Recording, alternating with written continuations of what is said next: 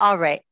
Good morning, everyone. I am Mayor Marilyn Ezzy Ashcraft, Mayor of the City of Alameda, and I want to welcome you to my Mayor's Town Hall, which is actually going to be led by a group of very engaged, committed young people, the Alameda Youth Activists, or the Youth Activists of Alameda, as they're sometimes known. They and I were meeting with some other city officials just a week ago today, and they mentioned that they would like to do a student centered town hall about police relations with students, with young people, some of their concerns. And I said, well, how's next Friday? I happen to have an opening. And they said, oh, let us meet with each other and we'll figure it out. So they have put this town hall together. Now, I want to say at the very outset, we are all painfully aware of the tragic death last week of Mario Gonzalez. And we are aware of it. We are heartsick. The city of Alameda has taken steps immediately to investigate this situation with two criminal investigations and an independent outside investigation. They are all ongoing. And as more information is available, it will be provided. So there may be questions that come up today during the course of this forum relating to Mario Gonzalez's death. There will be a limit to what representatives from the city will be able to say. But at this point, I want to focus on the fact that this is youth-centered. In fact, we're doing it during their lunch hour during the school day. And I think we're joined by a lot of young people too, and we really want to center their voices. And so I am pleased and delighted to introduce to you our moderator for today, Alameda High senior Raquel Williams, also a part of the Youth Activists of Alameda. And by the way, the panel is the panel that our young people selected. They said, this is who we want, and we made it happen. So we have our city manager, Eric Levitt.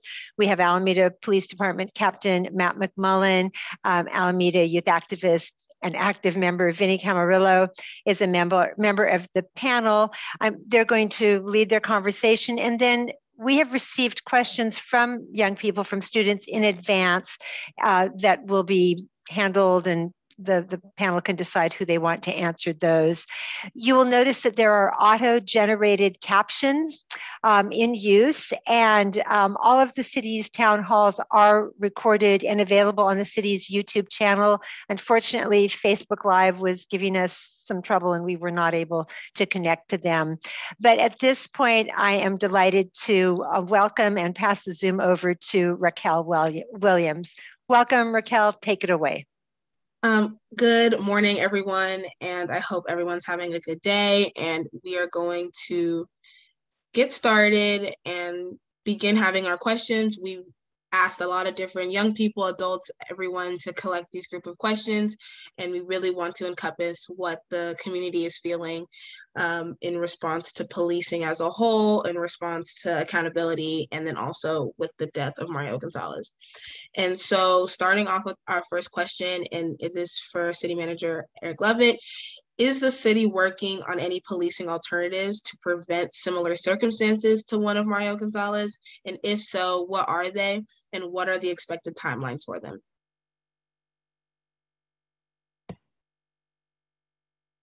You are muted.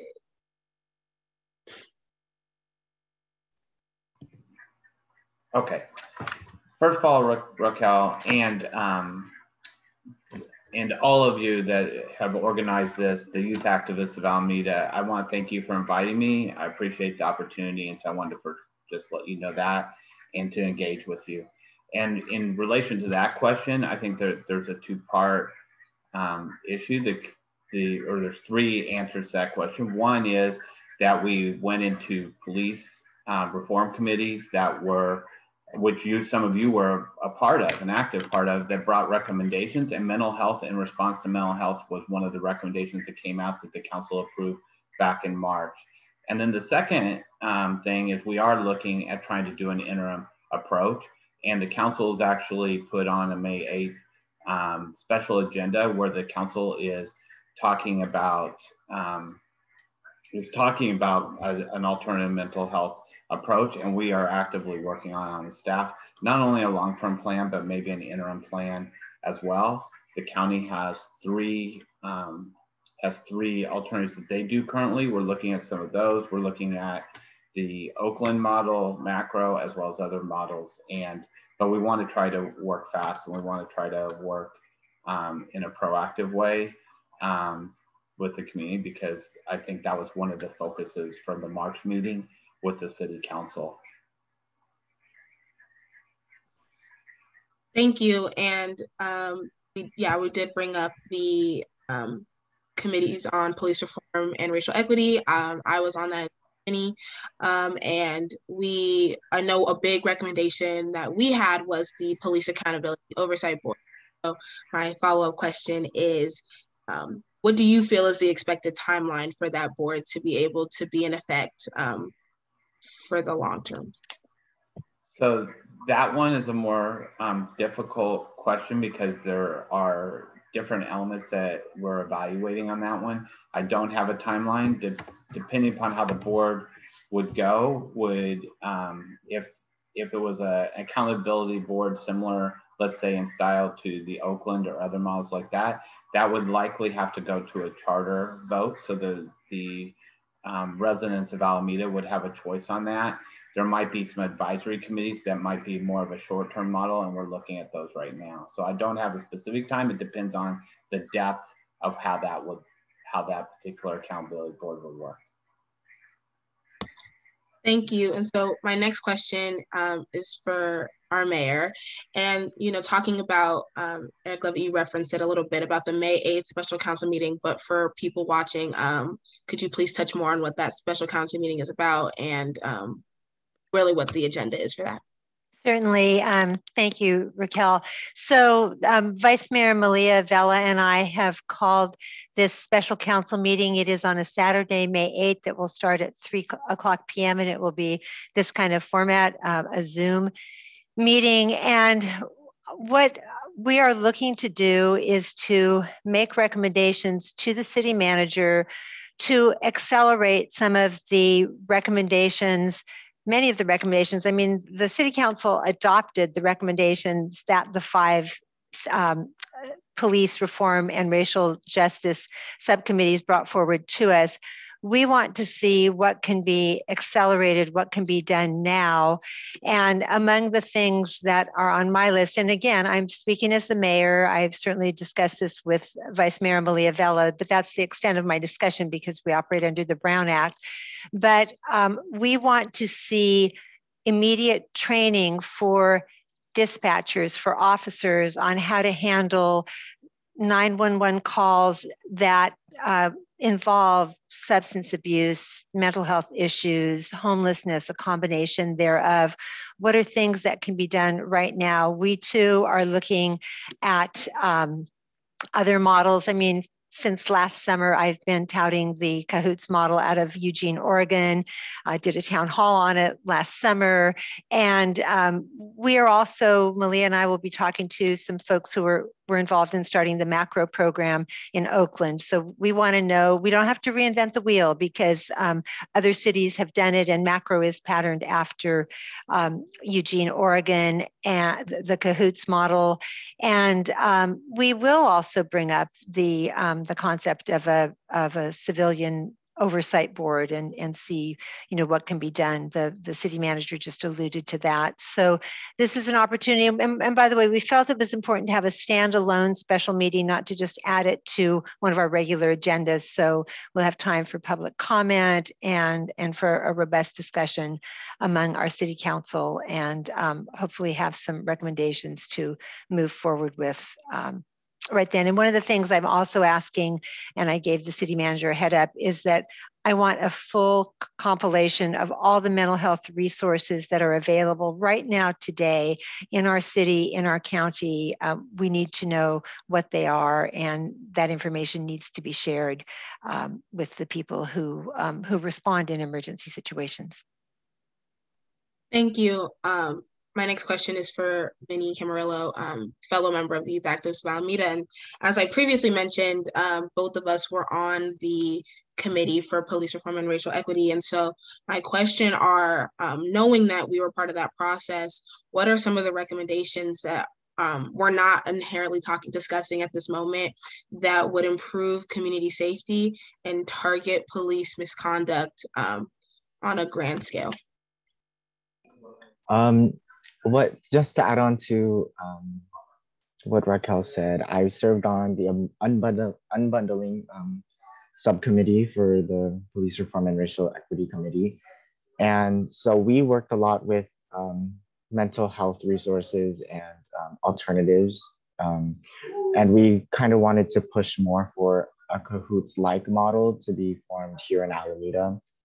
And we also wanted to really emphasize this civilian-led oversight board, because civilians are able to hold the police more accountable than police themselves, and police can't police themselves without outside parties as well.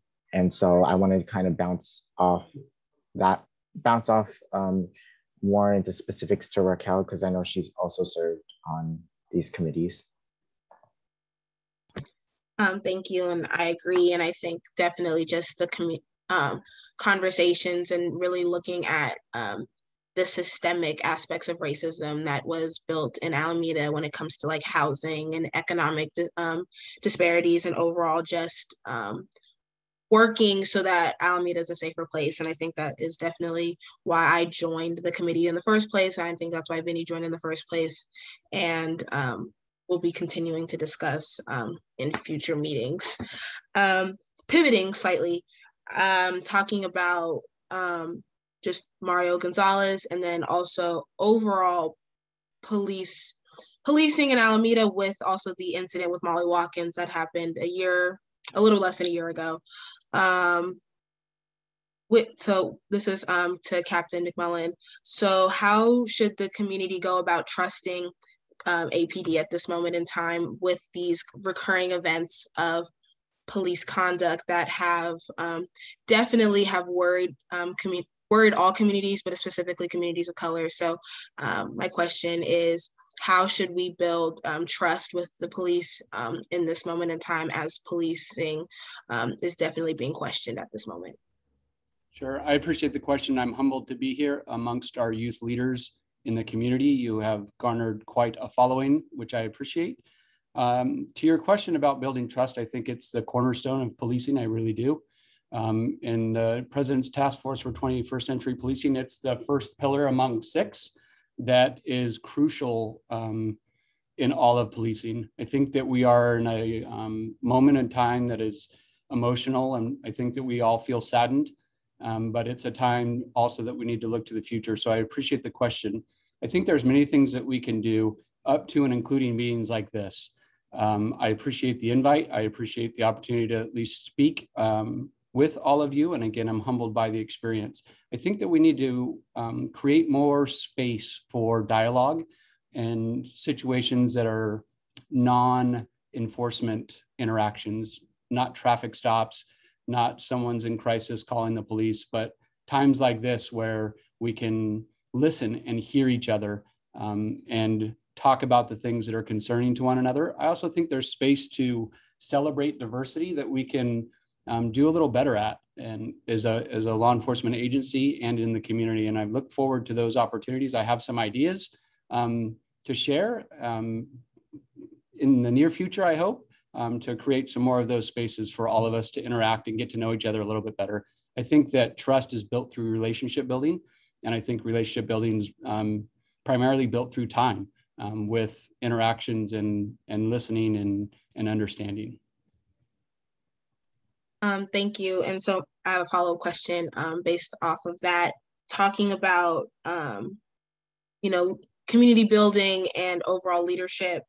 Does the death of Mario Gonzalez question overall police culture and policing leadership? And how do we plan to change the culture of Alameda Police Department in response to this death?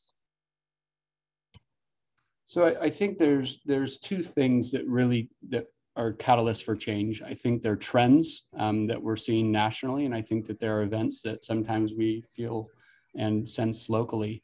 And I think that those are two major drivers to change.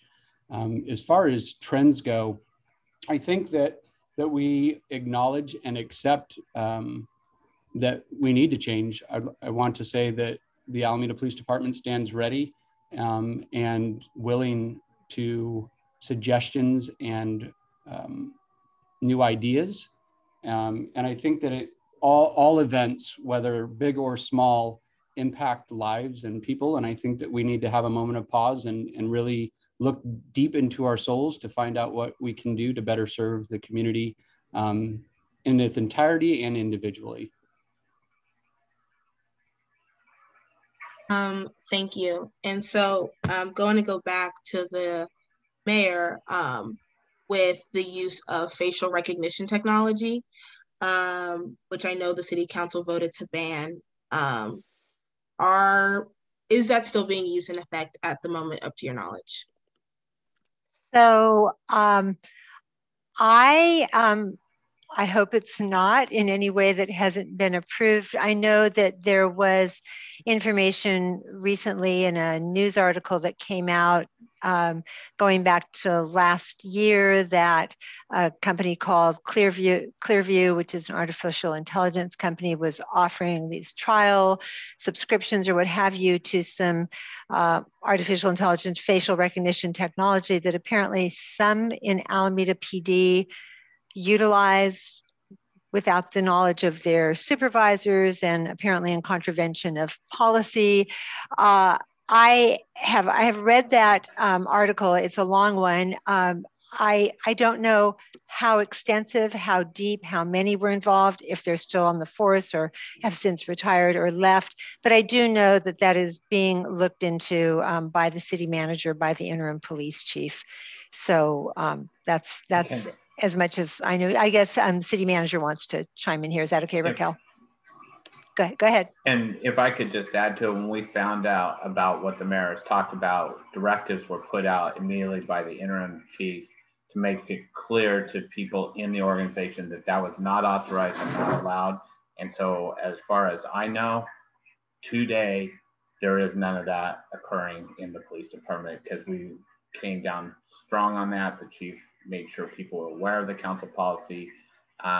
The use that was reported in the paper, a lot of that was prior to the interim chief and captains, and so we made sure. So hopefully in answer to your direct question, is it happening today? It should not be happening. We have put directives out inside the organization. Thank you. And so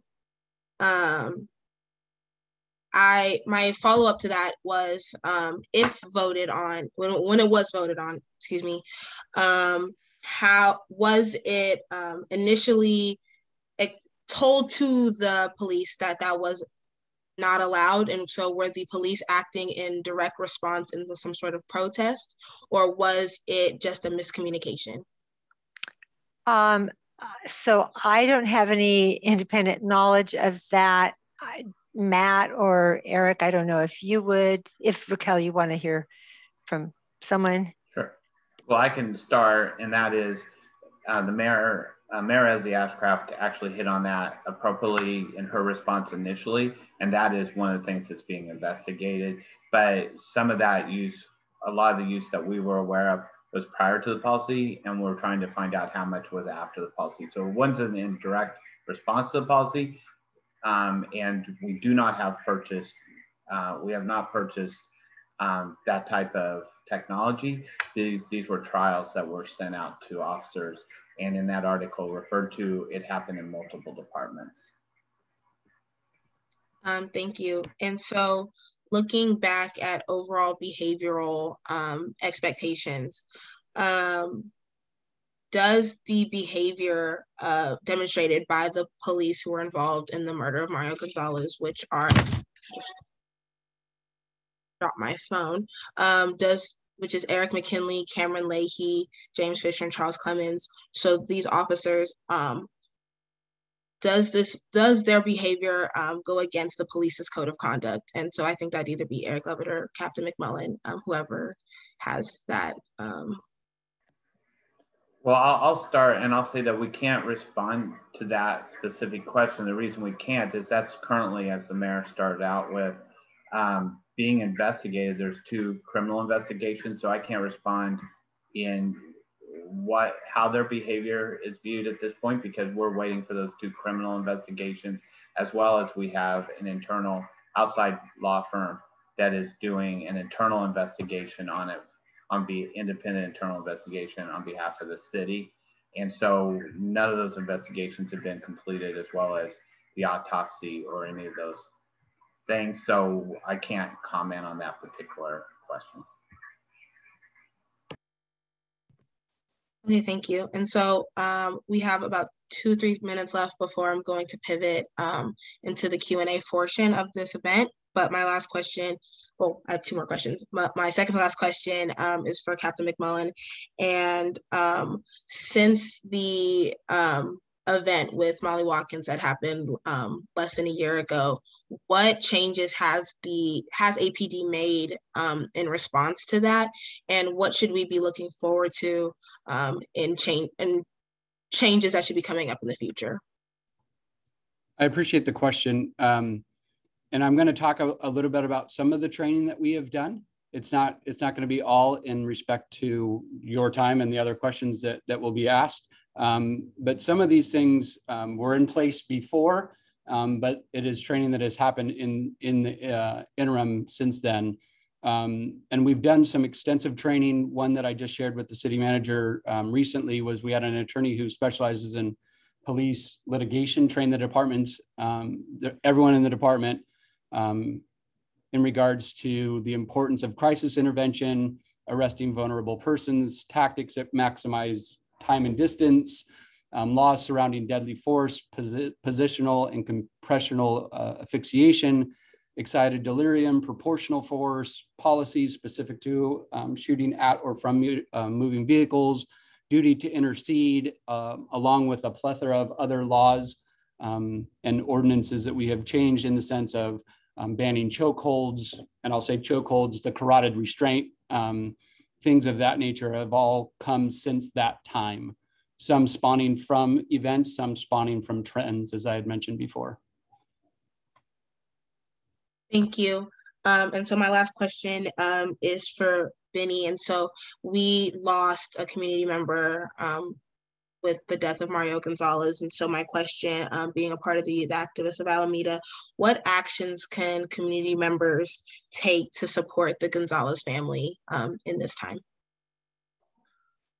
So I'll just we as the Youth Activists of Alameda support 100% all of the demands posed by the Gonzalez family, which is to fire the 3 officers who were involved, and to charge and prosecute the cops who were involved in the killing of Mario Gonzalez. And there's also a petition that you could sign, and it's in the and it's on at Justice for Mario Gonzalez and it will be a letter sent to the district attorney to charge and prosecute the officers involved. Vinny, if I could just chime in, did you want to add anything about fundraising? Yes, sorry.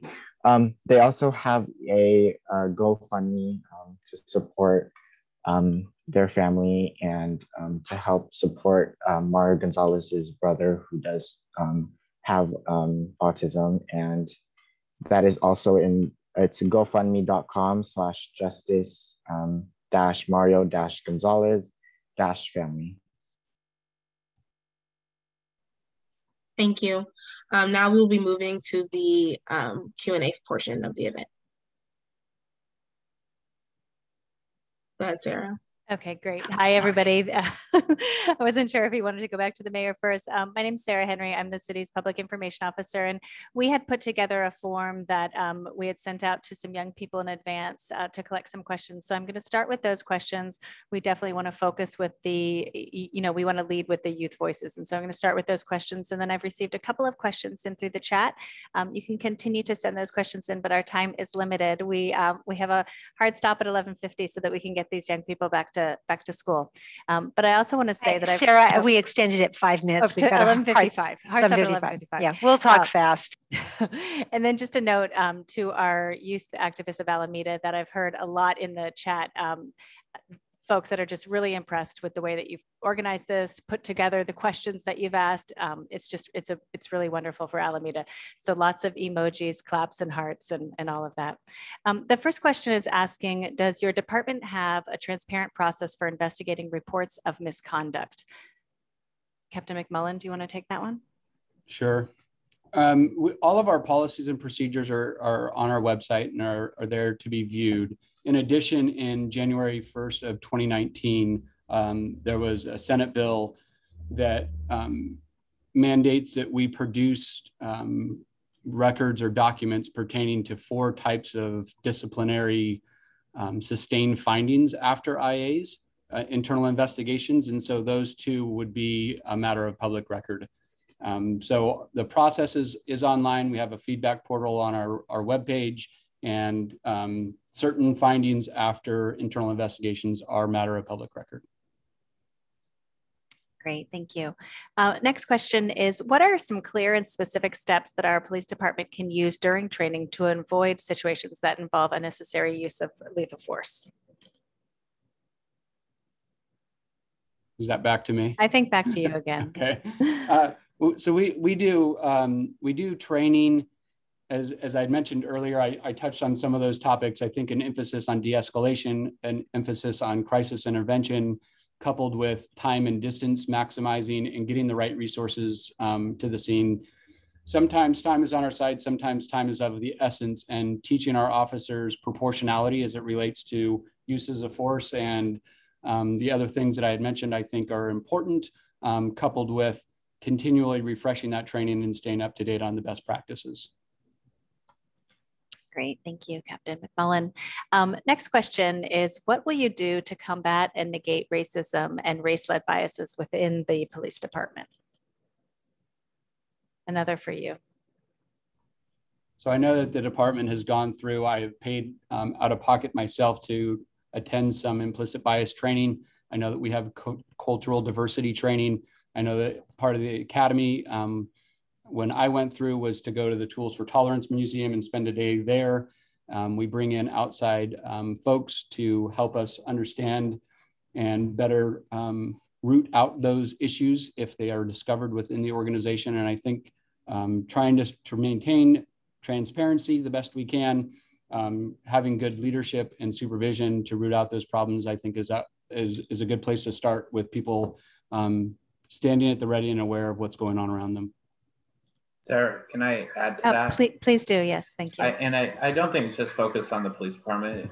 These types of issues are across the board. And so as an organization, not only in the police department, but in the entire organization for the city, we've started implementing in the fall, or started moving forward in the fall, on a program called GARE, which is to try to address some of these systemic issues, racism issues. And the issues are that they've been in place, they've come a long time. And so we are really trying to work to try to create equity and to create a different perspective in the organization. The police is a part of that. There's that program, and we continue to look at other high-end programs to see what we can do to continue to improve our services to all of our residents in the city. Thank you. The next question reads as this: as we know, it's not a bad apple situation, but it's a tree that is rotten. What systemic changes will you make now to hold leadership accountable and change the system so that we are all safe? I think more for you, Captain McMullen. Yes, ma'am. I think having these external investigations are going to help in many ways. Sometimes we can't see what we're so close to. And so having an outside entities come in and do a thorough evaluation of what we're doing and how we're behaving, I think is appropriate. I think some of the things that the steering committees have recommended will be welcomed in the organization. And I truly do believe that it's leadership holding those accountable when we find that there are issues, and that would be my response. Thank you. And then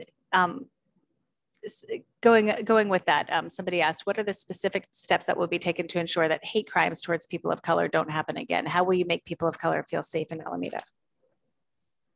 So there's some state-based training that's provided. I recently just refreshed my own, going into the portal to view it. It's a 2-hour productive video through California Police Officer Standards and Training that helps officers identify those situations in which people might be reluctant or fearful in reporting. It discusses how to properly investigate and ask the appropriate questions when called to scenes that it might not be readily apparent.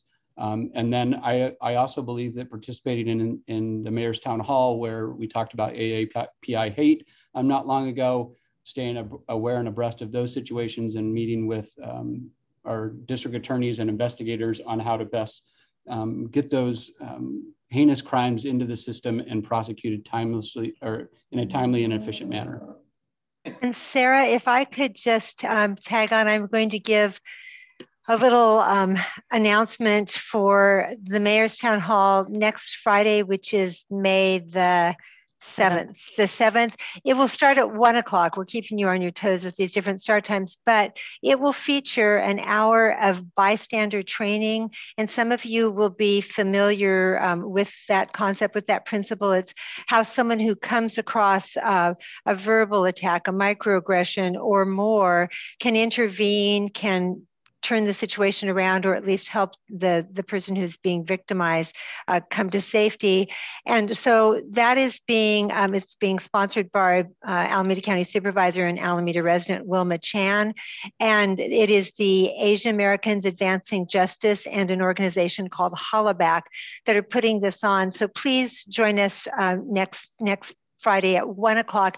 And then I have unfortunate news, if you haven't seen it in the Chronicle today. Carl Chan, who was a panelist on that very town hall that Matt McMullen referred to just yesterday afternoon in Oakland, Chinatown, was attacked from behind, pushed to the ground, hit his head, but was able to take some cell phone photos when he got up, and someone has been arrested. But that it's happening too often, and so we need to work on that too.